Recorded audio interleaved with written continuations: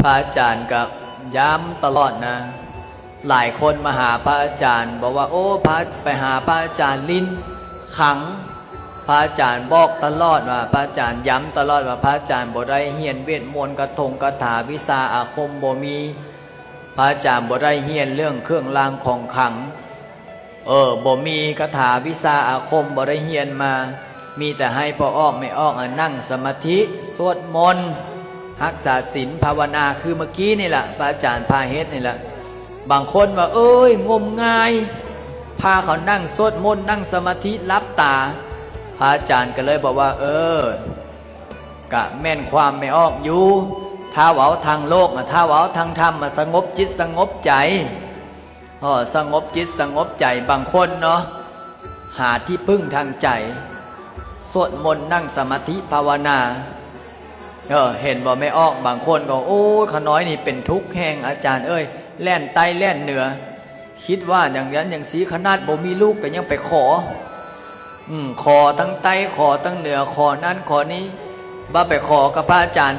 นั่งพานั่งสมาธิสวดมนต์รักษาศีลบอกว่าอ้าวขอให้บุญพาวาสนานำส่งขอให้เจ้าได้ลูกสมหวังสมปรารถนา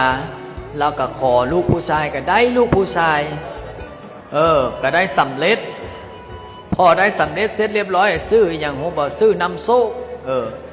เพราะว่าขอหลายบ่อนหลายที่บ่ได้พระอาจารย์บอกแล้วแต่บุญสมพงษ์คือไม่ออกนั่งอยู่ทางหน้านี่หรอไปขอโชคขอลาภว่าอยากได้เงินสักก้อนไปขอกับอธิษฐานโซดมนต์นั่งสมาธิบุญสมพงษ์ได้แต่ได้90,000กลับไปถวายทำบุญกับพระอาจารย์9,000อันนี้ก็บุญแล้วแต่มู่เล่าไปน้ำกันบ่นี่เห็นมู่ได้ตัวเองก็อยากได้แล้วบ่นี่ไปบ่นี่ไปขอพรว่าโอ้ขน้อยเนี่ยอาจารย์ทุกอกทุกใจย้อนทุกยากปักหมองนี่แหละอยากมีอยู่มีกินภาษาบ้านเฮาเนาะขน้อยก็ยักล่ำยักรวยน้ำเขาลองมึงนู้ขน้อยหากว่าขน้อยได้สมใจสมปรารถนาขน้อยก็สิมาร่วมบุญร่วมทานพระอาจารย์ก็เลยว่าไม่อ้องให้ไปนั่งสมาธิสวดมนต์ภาวนารักษาศีลอัตหิอัตโนนาโถตนแลเป็นที่พึ่งของตนบ่มีสิ่งใดสิบันดลบันดาลให้เฮาโชคดีร่ำรวยได้นอกจากตัวเฮาเองไม่ออกกับว่าฮะนะบัดทีขน้อยคือว้าวจังสีแล้ววะพระอาจารย์ก็กลับไปขอให้ไม่ออกโชคดีร่ำรวยเด้อไม่ออกก็ยากรวยเนาะหอฮอดกับภาวนาสวดมนต์นั่งสมาธิตามพระอาจารย์นะพอมือประกาศถึก12 ล้านทั้งให้ทั้งห้องเขาว่าจะได้เกือบเอาไปห้องหมอดีใจแห้ง